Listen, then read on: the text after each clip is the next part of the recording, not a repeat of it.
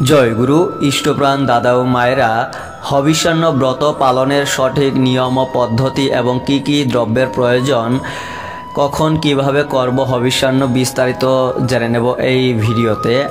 আমরা সকলেই জানি আগামীকাল 23শে মে বৃহস্পতিবার শ্রী শ্রী বড়মার 54তম তিরোধান তিথি, সৎসঙ্গীদের হবিষ্যকৃত হবিষ্যান্নের দিন। হবিষ্যান্ন ব্রত হবিষের দিন সংযতভাবে ইষ্টমন্ত্র জপ পরায়ণ হইয়া থাকা, ত্রিসন্ধ্যা স্নান করা, বৃথা বাক্যালাপ বর্জন এবং মধ্যাহ্নে হবিষ্যান্ন গ্রহণ করাই বিধি। হবিষ্যান্নে আতপ চাল, সন্ধব লবণ, মুগ বা মটর ডাল সিদ্ধ, তিল বাটা, কাঁচা কলা সিদ্ধ, পাকা কলা, ঘৃত, আম, মধু, জব, হরিতকি ও আমলকি গ্রহণ করা যায়। এই ছিল গুরুত্বপূর্ণ তথ্যগুলি। জয় গুরু।